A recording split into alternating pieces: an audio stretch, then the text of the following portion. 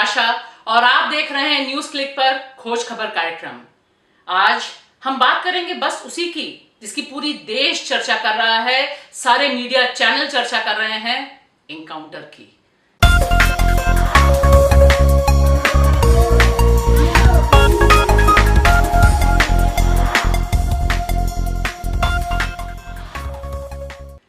विकास दुबे का एनकाउंटर 24 घंटे के अंदर अंदर हो गया। 24 घंटे पहले उन्होंने सरेंडर किया, 24 घंटे भी बीत नहीं पाए और उनका एनकाउंटर हो गया।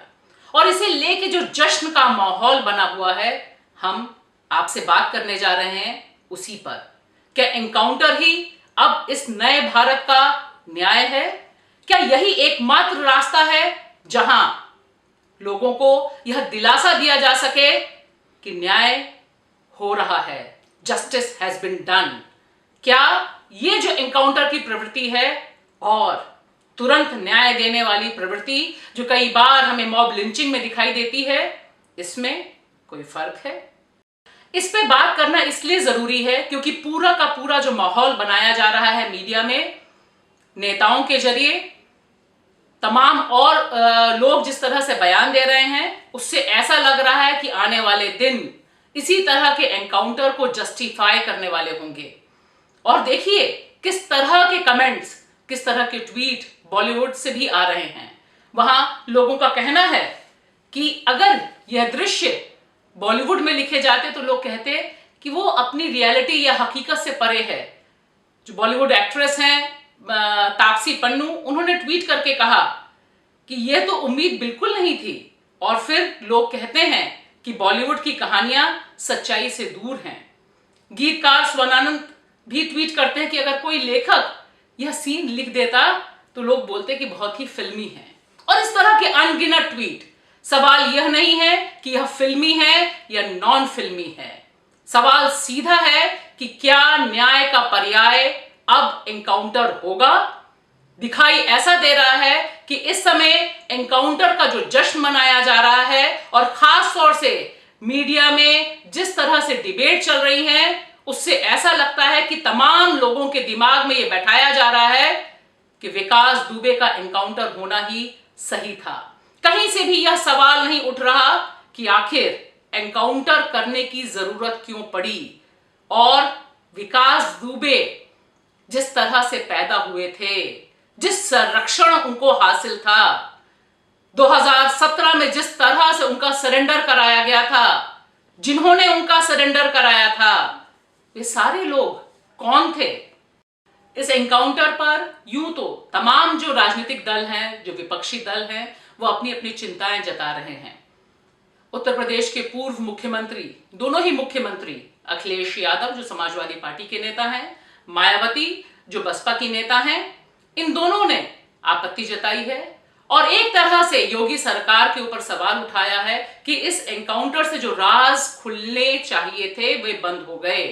विकास दुबे की गिरफ्तारी से जो राज खुल सकते थे कि वह कौन सा पॉलिटिकल पेट्रोनेज था, वह कैसा रामराज था कानपुर का, जहां पर विकास दुबे 8 पुलिसकर्मियों की हत्या करने के बाद भाग जाता है बाहर, उज्जैन पहुंचता है। ये जो सारे के सारे लिंक हैं, इस पर अब हमेशा के लिए पर्दा पड़ गया है। और जो कहानी इस समय सत्ता हमें सुनाना चाहती है, चाहे पुलिस सुनाना चाहती है, हम वही सुनेंगे। और उसी का ढोल आपके घरों में जो टीवी चैनल चल रहे हैं उसमें दिखाई दे रहा है। एक के बाद एक अलग ढंग की कहानियां आ रही हैं। विपक्षी दलों को ही जिम्मेदार ठहराया जा रहा है। कौन जिम्मेदार है, कौन नहीं जिम्मेदार है, लेकिन हकीकत यह है विकास दुबे पनप रहा था इस समय योगी आदित्यनाथ के शासन में। पॉलिटिकल पेट्रोनेज जो उसे मिली हुई थी वह इन्हीं के शासन में मिली हुई थी। यहां से भाग के मध्य प्रदेश गया वहां पर भी भाजपा की सरकार है। और ऐसे तमाम नाम इस समय सर्कल में चल रहे हैं जिन पर सवाल उठ रहे हैं। लेकिन हम यहां उन नामों पर बात करने नहीं आए हैं। हम बात यह करने आए हैं कि एनकाउंटर को जो जस्टिफाई करने की पूरी प्रक्रिया चल रही है, इसे ही एकमात्र रास्ता बताने की कोशिश हो रही है हमारी पत्रकार बिरादरी से, वह बहुत खतरनाक है। और ऐसा पहला एनकाउंटर नहीं है, इससे पहले भी बहुत एनकाउंटर हो चुके। बिल्कुल थोड़ा ही पीछे जाइए दिसंबर में 2019 में हैदराबाद में एक एनकाउंटर हुआ था। शायद आपको याद हो, एक लड़की के साथ सामूहिक बलात्कार हुआ और उसके बाद आनन फानन में 4 लोग पकड़े गए, उनका पुलिस ने एनकाउंटर कर दिया। और आज तक हमें पता नहीं कि वाकई जो असली दोषी थे वे पकड़े गए, न्याय मिला कि नहीं मिला। जिस पुलिस कर्मियों पर वहां पे लोगों में गुस्सा था, उनके ऊपर जनता ने फूल बरसाया। और कमोबेश यही आलम इस समय उत्तर प्रदेश में है। जो लोग मारे गए थे, 8 पुलिसकर्मी, उनके घर वालों को मीडिया अपने स्टूडियो में बुला बुला कर पूछ रहा है, उनसे उनके जख्म को रेंग रहा है और कह रहा है, बुलवाने की कोशिश हो रही है कि यही न्याय था, वरना वह पकड़ा जाता तो न्याय की प्रक्रिया होती, लंबी प्रक्रिया चलती, उसमें वह छूट भी जाता। शायद इस समय यह सोचना और सवाल उठाना बेहद जरूरी है कि 2017 में किस सिस्टम ने उसे जमानत दिलवाई थी, वे कौन लोग थे जो उसे सरेंडर कराने ले गए थे, और ये लोग इस समय सत्ता में हैं, उस समय भी सत्ता में थे। ये सारे सवाल छोड़कर इस समय ऐसा लग रहा है कि एनकाउंटर ही एक विजय जुलूस के तौर पर दिखाया और समझाया जा रहा है। हम आपसे पूछना चाहते हैं बिल्कुल दूसरा सवाल। अगर विकास दुबे का जो सरेंडर हुआ था, वह न्याय प्रक्रिया के तहत उसके साथ सुलूक होता, अगर वह गिरफ्तार हुआ था, उसके केस चलता, पूरी की पूरी जो प्रक्रिया थी, जो उसके साथियों का पूरा मायाजाल फैला हुआ था, जो गुंडा राज यूपी में योगी आदित्यनाथ की नाक के नीचे चल रहा था, क्या आपको ऐसा नहीं लगता कि बहुत से राज ऐसे खुलते जो बहुत परेशान करने वाले थे? क्योंकि विकास दुबे निश्चित तौर पे यह काम अकेले तो नहीं कर रहा था, अकेले ही तो वो भागा नहीं था, वरना हम जानते हैं कि जब एक साधारण व्यक्ति कोई छोटा मोटा अपराध करता है तो पुलिस उसे कैसे पकड़ती है और उसके साथ कैसा सलूक करती है।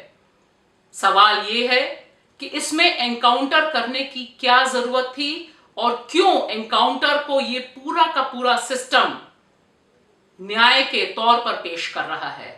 क्या हम इस बात के लिए तैयार हो रहे हैं कि भारत में कोर्ट की जरूरत नहीं होनी चाहिए, न्यायपालिका की जरूरत नहीं होनी चाहिए, कहीं से भी किसी भी मामले पर कोई सफाई, कोई अंदर से तफ्तीश कुछ नहीं होनी चाहिए? बस जैसे ही अपराधी पकड़ा गया उसे आप शूट कर दीजिए।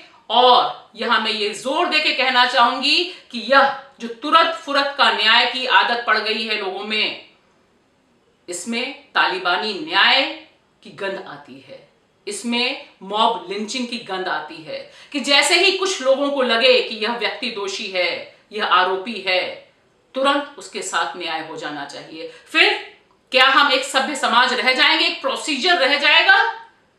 एक जो प्रोसेस बना हुआ है देश के संविधान के तहत, जहां पर राज को राज न रहने के बजाय बेपर्दा करना जरूरी है और यह अधिकार न्यायपालिका के पास है।